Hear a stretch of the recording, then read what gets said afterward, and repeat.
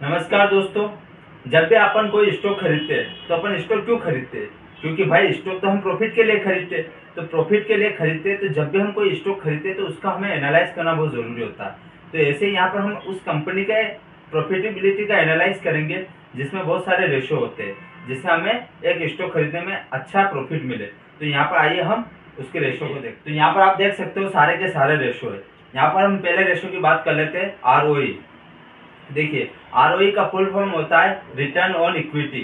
यानी यह जो आरओई होता है, रिटर्न ऑन इक्विटी, यह कंपनी का एक लाभ का एक माप है, जिससे कंपनी अपने लाभ को मापती है, उसका मापदंड होता है। यानी यह आरओई यह बताता है कि कंपनी ने अपने शेयर धारकों के निवेश से कितना लाभ कमाया है। देखिए, आरओई का फॉर्मूला होता है net income divided share holder equity. मान लीजिए किसी कंपनी की नेट इनकम है 10 लाख रुपए और उसके शेयर की जो इक्विटी है वो 50 लाख रुपए है। तो क्योंकि यह हमें परसेंटेज के टर्म में निकालना होता है, तो हम इसको 100 से मल्टीप्लाई कर देंगे। तो यहाँ पर इसकी जो आरओई निकल के आते हैं वो 20% निकल के आती है। यानी जो आरओई होता है स्टॉक का, यानी जो कंपनी होती है उसका आरओई होना चाहिए 18 से 20 के बीच में होना चाहिए। यानी जो हमारा आरओई निकल के आया वो 20 है, तो 20 एक अच्छा आरओई माना जाता है, जिससे हम स्टॉक को खरीद। तो हमारा सेकंड होता है ROCE। यानी इसका फुल फॉर्म होता है रिटर्न ऑन कैपिटल एम्प्लॉयड। देखिए, इससे हमें यह पता चलता है कि कंपनी के पास जितनी पूंजी है तो कंपनी उस पूंजी से कितना रिटर्न कमा रही है। तो इसका फॉर्मूला होता है एबिट डिवाइडेड कैपिटल एम्प्लॉयड। देखिए, एबिट का फुल फॉर्म होता है earning before interest and tax. देखिए, किसी भी कंपनी का ROCE जो होता है, जैसे एग्जांपल के लिए मान लीजिए अगर किसी कंपनी का ROCE 25% है, तो मान लीजिए ROCE जो है उसका 25% है, तो मतलब कंपनी अपने 100 रुपए पर 25% का रिटर्न कमा रही है। तो यही ROCE होता है, जिससे हमें एक स्टॉक को अच्छे से। अब हमारा थर्ड है OPM। देखिए, OPM का फुल फॉर्म होता है ऑपरेटिंग प्रॉफिट मार्जिन। यानी इससे हमें यह पता चलता है कि मान लीजिए कोई एक कंपनी है, कंपनी के जो परिचालन खर्च है उन खर्चों को घटाने के बाद कंपनी कितना प्रॉफिट कमा रही है।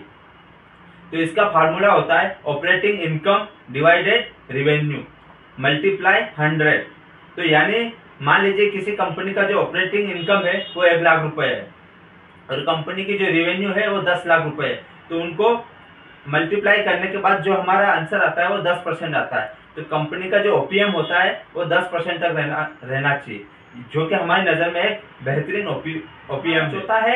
एनपीएम, एनपीएम का फुल फॉर्म होता है नेट प्रॉफिट मार्जिन। यानी हमें इससे यह पता चलता है कि जो कंपनी अपने राजस्व का कितना हिस्सा लाभ के रूप में कमाती है। यानी राजस्व जो उसका रेवेन्यू होता है वो कितना हिस्सा वो लाभ के रूप में कमाती है। तो यहाँ पर एनपीएम का जो फॉर्मूला होता है वो होता है net profit divided revenue into 100। यानी मान लीजिए जो कंपनी है उसका नेट प्रॉफिट है 10 करोड़ और जो उसका रेवेन्यू यानी जो राजस्व है वो उसका 100 करोड़ हो गया। तो यह यानी यहाँ पर जो इसका एनपीएम निकल के आता है वो 10% निकल के आता है। तो एक कंपनी का जो एनपीएम होना चाहिए 10%, यानी 12 से 10 के बीच में होना चाहिए, तो एक अच्छा एनपीएम माना जाता है। पांचवा है ईपीएस। देखिए, ईपीएस का फुल फॉर्म होता है अर्निंग पर शेयर।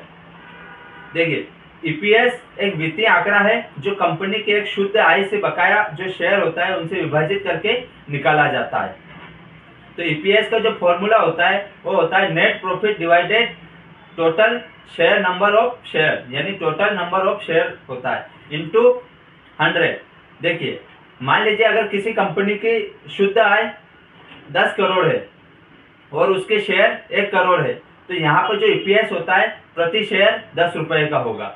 तो यही होता है हमारे जो सारे के सारे रेशो आपने समझे, इसी प्रकार से निकाला जाता है। तो जब भी आप किसी कंपनी के स्टॉक को खरीदो तो आपको उसके रेशो को देखना बहुत जरूरी होता है।